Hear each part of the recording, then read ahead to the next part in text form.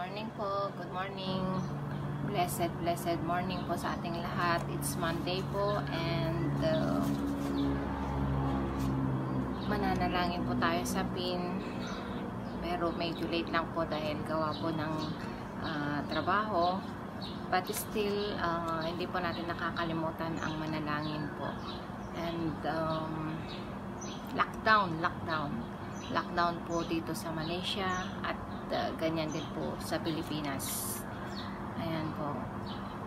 At ayun nga po, sana wag tayong maging matigas ang ulo dahil sa mga nangyayari ngayon at dapat sumunod tayo sa ating Pangulo, lalo na po dyan sa Pilipinas dahil tumataas po yata ang mga nagiging positive po sa COVID-19. So, hindi po maganda kung hindi po tayo sumunod. Kagaya po dito sa Malaysia, sobra po ang higpit.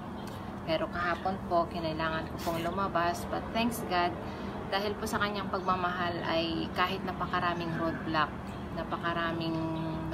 po talaga.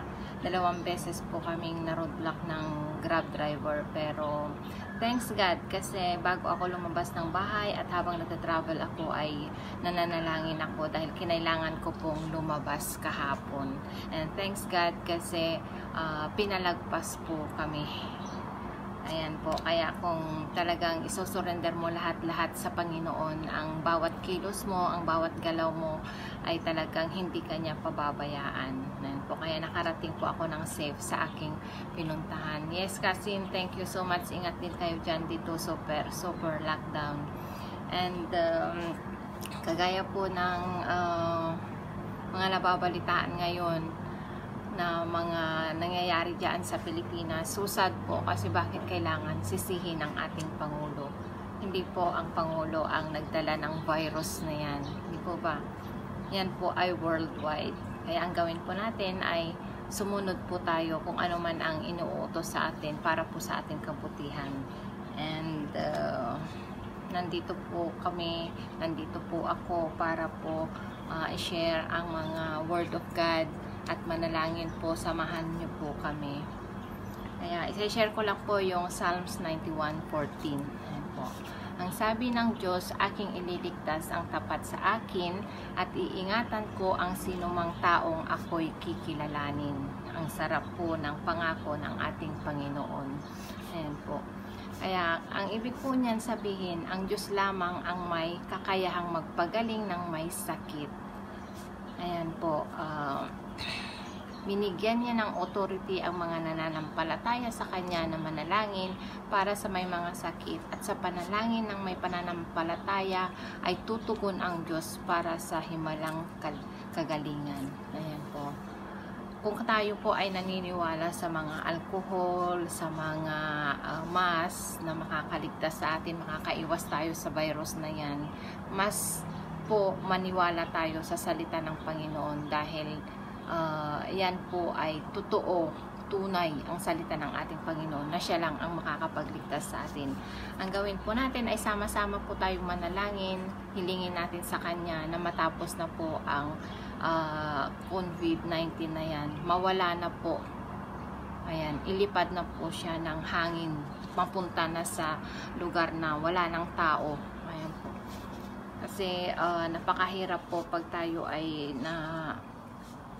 nadapuan ng sakit na yan dahil wala pong makakalapit sa atin. Napapanood ko yung mga nangyayari po doon sa Italy na sinusunog na lang po sila. Nakakaawa po, nakakasakit ng damdamin na makita po yung ganun. So we have to pray together para po sa kaligtasan ng buong mundo.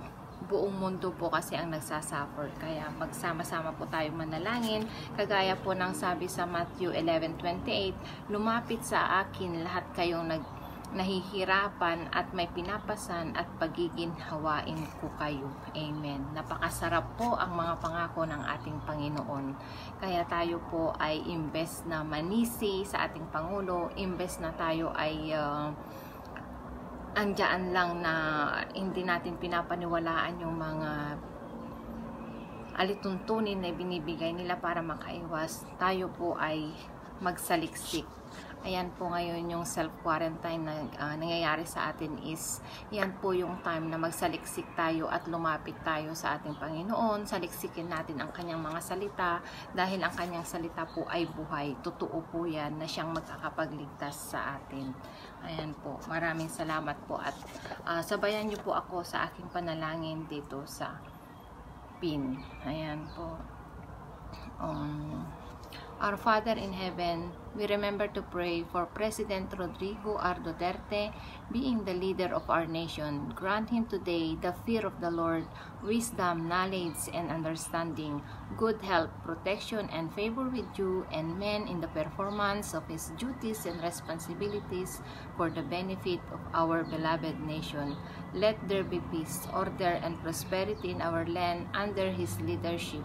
We also pray for the Vice President, the members of the Cabinet, all the officials of the local government, the Philippine National Police, the Armed Forces of the Philippines, and all law enforcement agencies, the legislators and the Senate and the Congress, the justices in the Supreme Court, the Court of Appeals, and the other judges in the judiciary. Bless all our barangays nationwide, all our consular offices worldwide, and all our overseas Filipino workers and their families. Let our nation be great once again for your glory and purpose through the guidance and power of the Holy Spirit. In Jesus Christ's name we pray. Amen. Yes, Philippines is for Christ. Kaya sama-sama po tayong manalangin para po matapos na ang ating problema buong mundo. Ayan po. Lord, thank you so much po Panginoon dahil binigyan mo na naman po ako ng pagkakataon na manalangin po Lord para sa aming bansang Pilipinas, sa mamamayang Pilipino at lahat-lahat po Lord ng tao sa buong mundo. Lord, pinapanalangin po namin o Panginoon na ikaw lang po Lord ang may kakayahan na magtapos ng problemang dinaranas ng buong mundo Panginoon. Kaya kami po Lord ay lumalapit sa iyong banal na harapan. We claim and decree o Panginoon na wala na pong masasaktan, wala na po Lord na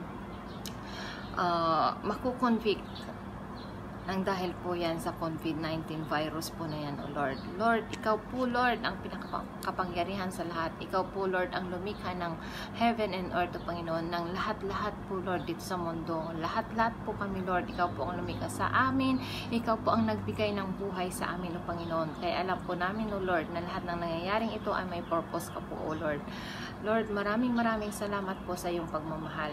Maraming salamat po, O Lord, dahil marami pong tao na lumapit at nanalangin at nanumbalik sa iyo, Panginoon, dahil sa naranasan namin ito, Panginoon. Yes, we know, O Lord, na it's time to repent. It's time to come back to your holy name, O Panginoon.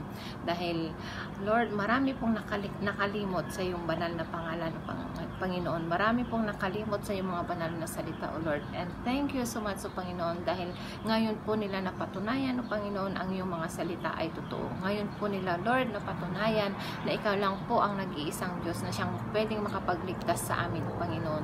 Thank you so much, O Lord, for your grace. Thank you so much for your love. And alam po namin, O Panginoon, na matatapos na po ang nararanasan namin ito, O Lord. Lord, thank you so much sa buhay ng aming Pangulo, Panginoon, na wala po siyang asawa, O Lord, na tumutulong sa mga nangyayari ngayon sa aming bansa, O Panginoon. Thank you so much, Lord, at bigyan mo pa po siya ng mahabang buhay upang sa ganun, Lord, ay may pagpatuloy po niyang magampanan ang kanyang tungkulin sa aming bansa, O Panginoon.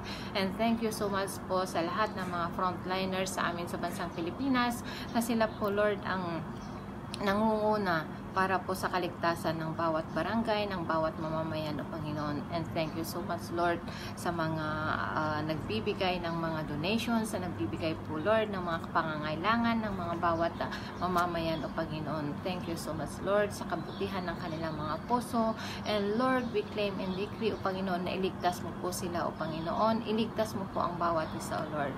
Lord, thank you so much sa pagmamahal mo sa aking mga anak, O Panginoon. Ikaw po, Lord, ang nakakakita ng kanilang sitwasyon, O Lord. Silang dalawa walang po sa aming bahay.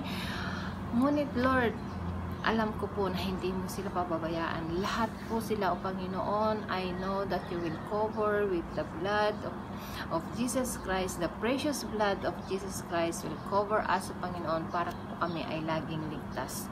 Thank you so much, Panginoon, for your love. Thank you so much, Panginoon, dahil hindi ka po nagsasawa sa amin. Maraming salamat po. Alam po namin, Panginoon, na hindi mo po kami pababayaan. Thank you so much, Lord. At ang lahat ng ito ay aming hinihiling sa pangalan ni Jesus na aming tagapagligtas. Amen. Yes, Cousin Luz, thank you so much for watching. Ingat din kayo dyan. At hello Chen, thank you so much for watching. Ingat kayo dyan. And sa lahat-lahat ng nanood na hindi nag-appear ang kanilang mga pangalan, thank you so much and have a blessed Monday ahead. And sama-sama tayo lagi na manalangin para sa kabutihan ng ating bansang Pilipinas, para sa kaligtasan ng lahat ng mamamayang Pilipino at lahat-lahat ng tao sa buong mundo. Maraming salamat po. Have a blessed Monday ahead.